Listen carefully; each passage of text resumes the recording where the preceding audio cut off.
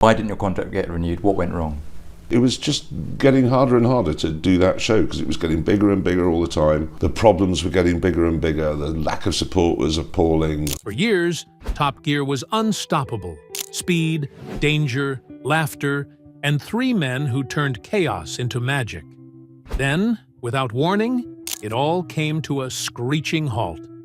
Viewers were left stunned, wondering what could silence one of the most iconic shows in television history.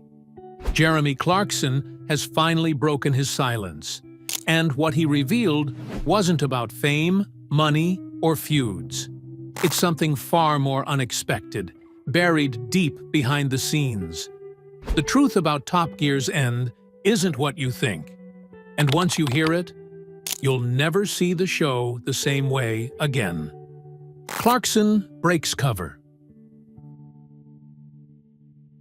When Jeremy Clarkson talks, people listen, not because he's always right, but because he says what everyone else is afraid to.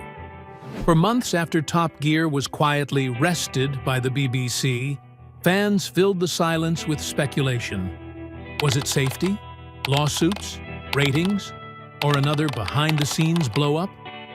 Then Clarkson finally broke his silence. And his answer wasn't about television politics. It was about something much larger. The world that made Top Gear possible no longer existed. In an unfiltered interview, Clarkson admitted that the show hadn't ended because of fading popularity. The appetite for motoring chaos, he said, was as strong as ever. The problem was everything around it. They didn't stop because people stopped watching, he explained. They stopped because they had to. You can't make a show like that now, not with the rules, the fear, and the lawsuits. It was a moment of rare concession from a man who built his career on defiance. To Clarkson, Top Gear wasn't a casualty of bad ideas, but of a culture that no longer tolerated risk. Once, a crash was a story. Now, it was a scandal. We used to take the mick out of danger, he said. Now you need 3 risk assessments just to turn the ignition. For a presenter who thrived on unfiltered mayhem, that shift was fatal. Top Gear had always walked a tightrope between danger and entertainment. But Clarkson argued that television itself had lost its nerve. What once felt daring now felt reckless. What once celebrated curiosity now feared outrage. It's not that Top Gear couldn't go on, he said. It's that the world it belonged to doesn't exist anymore. Yet, even as Clarkson accepted reality, a flicker of nostalgia surfaced. The racing program's mission, helping the average human comprehend the world of cars, he contended, was needed now more than ever. The industry, he said, had become unrecognizable, electric, autonomous, and algorithmic. People need someone to tell them what's brilliant and what's nonsense, he explained. That's what Top Gear did. It cut through the noise. But with that concession, Clarkson would also admit he was no longer that guy. I'm not interested in electric cars, he stated dismissively. They're quick, they're clever, but they've got no soul. It wasn't a setup for a soundbite. It was an admission. The man who'd once made supercars and scrap yards builds feel like mythology now feels disconnected from the modern machines replacing them. This contradiction spoke volumes about Clarkson's legacy. He believed Top Gear had never been more relevant, yet had no appetite for that future. For Clarkson, the show was never about sustainability or silence. It was about rebellion, loud, reckless, human. The new world of efficient electric driving simply could not match the rhythm that had made Top Gear dance for decades. He went on to remark that there was not much spirit left for the show with all that caution on the part of the BBC. After Clarkson's exit in 2015, the new gang of Freddie Flintoff, Paddy McGuinness, and Chris Harris tried to do what they could to actually modernize the brand. They did their best, said Clarkson, but Top Gear was lightning in a bottle. You can't recreate that. The chemistry, the danger, the laughter, none were replaceable. When safety and structure began to replace spontaneity, the magic trick was up. Clarkson didn't really sound smug saying it. Rather, he sounded sad, almost possessive. "Better to stop than to fake it," he said quietly. But even as he reflected on its end, there was an unspoken truth beneath his words. The show hadn't truly collapsed because of culture wars or controversy. It ended because of one moment, one crash, one day when everything stopped. The day everything stopped. December 2022. What began as another high-octane filming day for Top Gear, engines roaring, cameras rolling, and banter in full swing, ended in silence. At Dunsfold Aerodrome, the show's legendary test track, presenter Freddie Flintoff was filming a segment in an open-topped, three-wheeled car when everything went wrong. There was no stunt, no dramatic explosion, just a devastating accident that would change Top Gear forever. The vehicle flipped at high speed, throwing Flintoff across the track. Crew members rushed to him, calling for medics as filming stopped instantly. He suffered severe facial injuries and broken ribs, wounds that could easily have been fatal. Within minutes, a helicopter landed to airlift him to the hospital. Behind the cameras, shock turned into dread. Everyone on set knew this wasn't the kind of crash you walk away from with a joke and a scar. The BBC immediately suspended production. Public statements were cautious, but the reality behind the scenes was far more chaotic.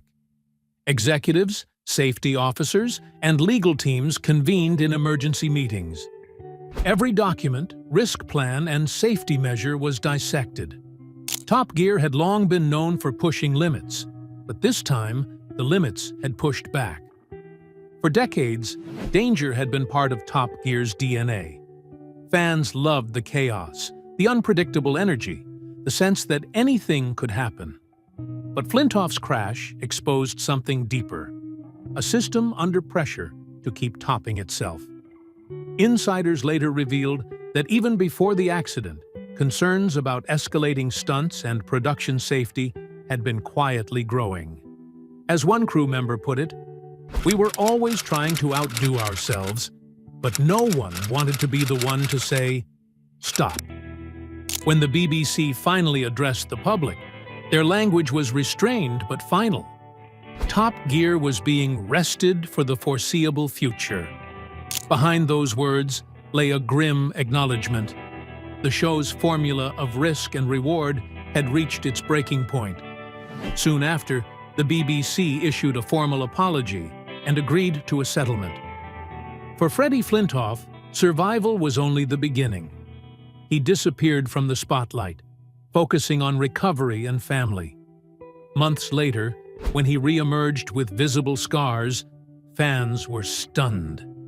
His courage earned respect, but his injuries became a sobering reminder of how close Top Gear had come to tragedy. Returning to the track was out of the question. The show's legacy, once built on laughter and danger, now carried a haunting silence. The production itself simply froze. The sets sat untouched. Cars gathered dust. Crew members quietly drifted to other projects. Inside the BBC, conversations turned from repair to retreat. Could the show ever return without risking another disaster? Physical, financial, or reputational? The answer, increasingly, was no. What lent this ending a surreal quality was the fact that Top Gear had survived everything else. Controversy, public scandal, and almost fatal mishaps with Richard Hammond a whole lot earlier. In 2022, though, things were different.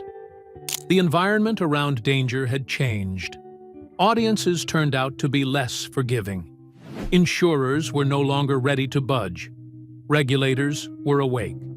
The BBC could no longer defend the notion that risk constitutes entertainment. And with that, the engines went mute, the studio lights dimmed, and a show that once had embodied adrenaline on television went quietly, instead of with a bang. Far removed in the years, Jeremy Clarkson dubbed it frankly, "We always knew something one day would stop Top Gear. We just didn't think it would stop like that." But the crash was just the visible part of a larger story, one that had been building quietly in spreadsheets, contracts, and risk assessments. Because after the accident came another kind of reckoning, the one that didn't happen on the track, but in the balance sheets. The next crisis wasn't about courage, it was about cost. Insurance, the silent slayer. When Freddie Flintoff's 2022 crash at Dunsfold Aerodrome hit the headlines, fans assumed Top Gear would recover. After all, danger had always been part of the show's DNA, but what followed wasn't just a pause in production, it was the quiet unraveling of one of television's biggest franchises. The cause wasn't scandal or low ratings, it was something far colder and harder to fight: insurance. In the weeks after the crash, the BBC launched an internal review. Lawyers, insurers, and auditors soon joined the discussion, and what they found changed everything. Top Gear, once a controlled circus of risk, had become a financial liability. The issue wasn't just the accident, it was the ripple effect it created in the insurance world. Every future stunt, every track day, every race would now carry a new price tag, one so high it threatened to wipe out the show's budget before the cameras even rolled. Reports later confirmed that Flintoff's settlement exceeded £9 million, one of the largest ever payouts for an on-set accident in British TV. But the real damage came afterward. Insurers reclassified Top Gear as high risk, forcing the BBC to either pay skyrocketing premiums or cut the very stunts that made the show famous. For a series built on speed, danger, and unpredictability, that was an impossible choice. Industry insiders estimate that after a major on-set injury, presenter insurance alone can triple. Add in the costs for crew coverage, emergency personnel, and safety oversight, and each episode begins to look like a high-budget action movie. What once required a handful of sign-offs now demands entire teams of lawyers, medical consultants, and compliance officers. Even simple sequences, like a drag race or a mountain drive, needed weeks of paperwork and risk assessments. The spontaneity that defined Top Gear was being smothered by bureaucracy. Within the BBC, figures told a bluntly brutal truth about how it could never afford to continue Top Gear as it was. That wasn't just impractical for a broadcaster receiving public funding, it was indefensible. The network set itself an impossible equation. It might take just another accident to then cause lawsuits, media outcry, and political blowback. The question, thus, turned inescapable. Was 1 hour of car chaos worth millions in potential risk? The announcement came very quietly, but very decisively. Top Gear would be rested, a euphemism for being shoved on indefinite hiatus without the ignominy of cancellation. Cars could be replaced, a track could be reconfigured, but trust from insurers, regulators, and the involved families could not. Behind-the-scenes producers labeled the new standards suffocating. Filming permits crawled. Risk logs stretched into binders. Whole challenges were buried before their feet left the planning stage. Only danger would have provided any credence for a show, but the risk made it uninsurable. Top Gear had become an ungainly paradox that neither could be dug in nor out of, even with clever jibes from the sharpest hosts. It went from being a tame enough show to be seen as overly dangerous to carry on. The program, as Clarkson bluntly stated, concerned danger. But once it could not afford to be dangerous, it could not afford to be Top Gear. He had been in the thick of on-set controversies and near misses over the years, but the safety net of the recent past didn't give him any extra comfort now. Top Gear came to rest not because of politics, low ratings, or lack of audience interest, but because of paperwork, which, stupidly enough, stopped a series that had once thundered across deserts and glaciers dead in its tracks. A spreadsheet. But as the dust settled, one truth became clear. Insurance was only the symptom. The deeper cause, the cultural collision between Top Gear's past and the car industry's future, was still waiting just over the horizon. The EV-era collision. For years, Top Gear was the unapologetic roar of combustion, the smell of petrol, the thunder of engines, and the laughter of men defying common sense. But as the 20s arrived, the automotive world shifted beneath its tires. Electric vehicles were no longer curiosities. They were the future. Governments set deadlines to ban petrol cars, automakers pivoted to battery power, and fans who once worshipped horsepower were now comparing kilowatts. Suddenly, the show that had celebrated noise and rebellion was speeding toward a world built on silence. Jeremy Clarkson, Richard Hammond, and James May had built Top Gear on one rule: cars should stir emotion. They believed driving wasn't just transportation. It was art, risk, and joy. But as electric cars took over, that philosophy began to feel outdated. The roar was gone, replaced by a hum. The danger was gone, replaced by precision. Clarkson said it best: "They're fast, they're clean, but they've got no soul." That statement split fans down the middle. Some embraced EVs as the next evolution of engineering genius. Others saw them as the end of an era. For Top Gear, which had made its name on the poetry of power and imperfection, the change was existential. How could the world's most thrilling car show survive when cars themselves no longer thrilled? Producers saw the problem early.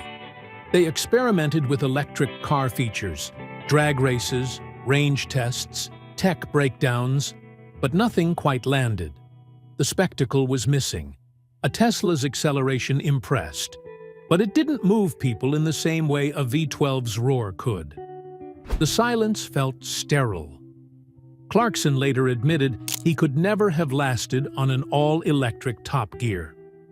"You can't make good telly about a car that sounds like a kitchen appliance," he joked. But that quip spoke to a deeper truth.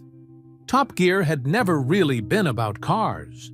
It had always been about character. Each machine, be it a rusty Lancia or a Bugatti Veyron, had a personality. They broke, misfired, and exploded, each one causing surprises. That sort of unpredictability made the show feel human. The electric car, all smooth lines and software, just shed that. Quicker cars, but not alive. Within the BBC, a subtle war unwound between the old-school producers and the younger visionaries. Some wanted, in fact, to change Top Gear into a platform for clean technology and innovations. Others said this would snuff out its soul. For a brief moment, Top Gear was able to hold down the line after Clarkson, with Freddie Flintoff, Paddy McGuinness, and Chris Harris injecting showbiz back into the program. But as EVS began to fill headlines, Top Gear started to feel nostalgic, like a postcard from a louder and riskier time. For a while, Clarkson and his fellow co-hosts still kept the fire burning through the grand tour. The things got bigger, louder, and even more unfiltered as it went on to become an ode to combustion. But those even didn't escape the changing times. As environmental concerns reared their ugly heads and global audiences clamored for responsibility, explosions and burnouts grew more and more out of date, even tone-deaf. You can't blow up a supercar in the desert anymore and call it entertainment, admitted Clarkson later on. Those days are gone. The fact is that the idea of an electric future wasn't solely rewriting the sign on the front of the car. It was rewriting what the car meant in culture. Where Top Gear once repulsed rebellion, it now risked being interpreted as mere headlong foolhardiness. With an identity forged of gasoline and grit, it ran head-on into an era that valued efficiency and restraint. It was a fatal contradiction. Ultimately, Top Gear's clash with the electric age was not about right or wrong, it was about time. And when the engines finally went quiet, it wasn't just the cars that had changed. It was the sound of an entire era fading out. The future had arrived, and Top Gear's world had no place in it. Warnings in the wind. Long before the crash, before the headlines, and before the insurance fallout, the signs were already there. Top Gear, once untouchable, had been running on borrowed time. Producers, executives, and even Jeremy Clarkson himself had seen the warning lights flashing years before the final stop. The end didn't arrive with a bang. It crept in slowly, like rust spreading through a classic car.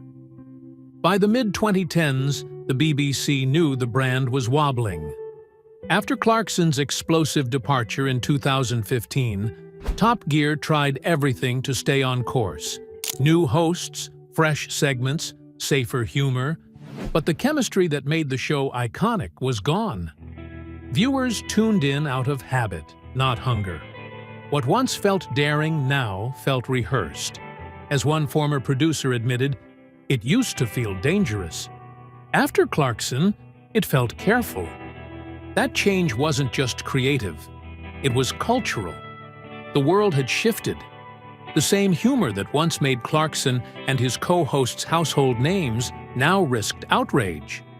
The BBC, scarred by years of tabloid storms, couldn't afford another controversy.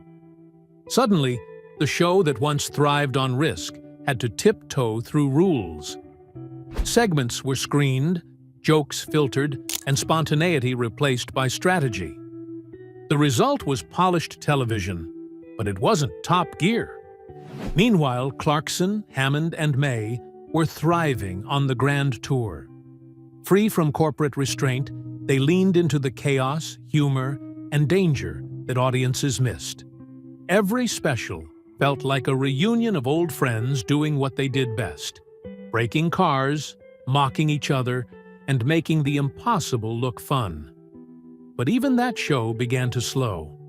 Budgets ballooned, schedules tightened, and time caught up to the trio.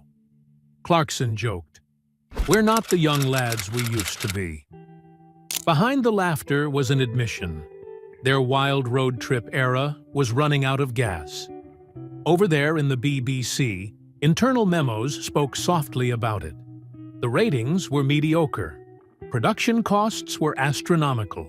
Insurance costs went up with every accident. Younger viewers, the lifeline of any series, had already switched off. What did they need Top Gear for when kids on YouTube could build cars with a few mates in their garage, crash them for giggles, and get millions of views at a fraction of the cost? The landscape had changed, and Top Gear was well and truly stuck in the middle lane. Clarkson always was a realist, and he had predicted exactly this. The day the BBC fears Top Gear is the day Top Gear dies, he had prophesied many years back. He was absolutely right. With every new season, a fine walk had to be performed, with an eye to nostalgia and relevance, to risk and restraint. The problem? Top Gear had never been safe. Its whole reason for being was danger masquerading as fun. As soon as it became cautious, it ceased to be Top Gear. Freddie Flintoff's horrific crash marked the end of the final warning turned real. It wasn't an accident. Insiders had been whispering about the pressure to outdo past stunts and the exhaustion that had been going with chasing spectacle all around them. We all knew something was going to give. We just hoped it wouldn't be someone's life. said one crew member later. At last, it wasn't the tragedy that destroyed Top Gear. It was the last piece in a long line of cautions that had gone ignored. Once a show for celebrating fearless adventure, it soon found itself entrapped in its own legend, trying to best itself until there was nothing left to scale further. Once again, it wasn't shock that engulfed the silence when engines finally went quiet. It was acceptance. Clarkson had seen it coming, the producers had felt it, and deep down, the audiences knew it too. But as the dust settled on the wreckage of its legacy, a new question began to emerge. Not just about what ended, but what was left behind. Brand in the breakdown lane. By the time Top Gear officially went dark, the damage stretched far beyond the studio. What had once been one of the BBC's crown jewels, a pop culture powerhouse broadcast in over 200 countries, was now idling in neutral. For the network that had turned cars, chaos, and chemistry into global gold, the loss was staggering. Top Gear wasn't just a TV show. It was a cultural export, a money machine, and a banner of British wit on wheels. But when the engines stopped, so did everything built around them. Behind the scenes, BBC executives worked tirelessly to keep the brand alive. There were international spin-offs, a thriving magazine, merchandise lines, and digital partnerships. But none of it had the same pulse as the original. Without the wild stunts, fearless humor, and the trio's combustible friendship, the Top Gear name began to lose its spark. The very unpredictability that made it irresistible had now become its undoing. The network tried to adapt, brainstorming safer, greener reinventions. Top Gear, Electric Edition, Top Gear, The Future of Driving, and even sustainability-focused documentaries were pitched. But none connected. The fans who had fallen in love with roaring V12s and desert races weren't looking for quiet test drives in hybrid hatchbacks. Top Gear had never been about technology. It was about the raw, human thrill of adventure. Meanwhile, the world around it was changing faster than the BBC could steer. Streaming giants like Netflix and Amazon were redefining entertainment, giving viewers an endless buffet of motoring shows that borrowed Top Gear's DNA: banter, travel, danger, but updated for a new age. And leading the charge were Clarkson, Hammond, and May themselves, reborn under Amazon's The Grand Tour. It wasn't Top Gear in name, but it carried the same soul. For millions of fans, it was enough. For the BBC, it was a brutal reminder that loyalty had shifted, not to the brand, but to the men who built it. With the launch of the Grand Tour in 2016, it set records and made one thing quite clear. Audiences had not forsaken Top Gear. Top Gear was the one that had forsaken them. The humor of Clarkson, the mayhem of Hammond, and the growing exasperation of May were the name of the game all along. With them gone, no amount of melange from another lineup could make up for the loss. The BBC threw money, talent, and production at it. But with all the flash and no drive, something was always off, like a finely tuned car missing its spark plug. The BBC accountancy department quietly admitted to anything that the world already knew. Top Gear was collapsing. Merchandise sales were down, and syndication deals were getting smaller. The go-getting international editions were also facing diminishing interest. What used to be a world empire now wheezed, and the money woes constituted but part of the puzzle. Fundamentally, it was a philosophical problem. The world had changed. Cars were going electric. Jokes got cleaned up. TV content was now being watched on phones, and there was no longer a place for Top Gear. Clarkson put it bluntly, "You can't build an empire on nostalgia. Eventually, it just runs out of petrol." He wasn't wrong. The BBC revised the show, and in the process of refining it for a new audience, scrapped all the things that made it rugged. In the chase of the future, the past was lost. With it, the identity that used to make Top Gear untouchable. Officially, by the year 2023, Top Gear was on pause, but everyone knew what that term meant. The brand had stalled, permanently. Its once great engine was silent, its stars scattered, its legacy in the air like smoke after a burnout. Yet, even at its quietest moment, one question remained. Was Top Gear's demise a tragedy or just destiny? Because, as Clarkson would say, you can fix a car that's broken, but not one that's out of time. And as that question echoed through the halls of the BBC and the hearts of its fans, another began to rise. What happens when the roar finally fades, but the road still stretches on ahead? What comes after the stall? When Top Gear finally went silent, it left behind more than an empty studio. It left behind a question. What comes after the end of a show that defined a generation? For the BBC, its hosts, and millions of fans, the answer wasn't clear. Top Gear had never just been about cars. It was about freedom, rebellion, and laughter in motion. Now, with the engines off and cameras packed away, everyone connected to it faced a sobering truth. There might never be another Top Gear again. The BBC called it a pause, carefully avoiding the word cancelled. But inside the network, everyone knew what it meant. Soaring insurance costs, public scrutiny, and changing cultural tides had closed every lane forward. What once symbolized daring adventure now seemed out of step with an era of caution. The BBC quietly shifted focus towards safer, more predictable projects, documentaries, lifestyle shows, and streaming content. But none carried the same roar or reach that Top Gear had commanded. For fans, the silence was deafening. Sunday nights had always belonged to Top Gear. It wasn't just a car show, it was a ritual. People who couldn't care less about horsepower tuned in for the camaraderie, the arguments, the spectacular failures, and the unmistakable warmth beneath it all. When the final season faded out, it felt less like a cancellation and more like the end of an era. Jeremy Clarkson, however, had already found his next gear. While the BBC hit the brakes, Clarkson, Hammond, and May hit the road again with the Grand Tour, a show that turned nostalgia into endurance, taking their familiar chaos global.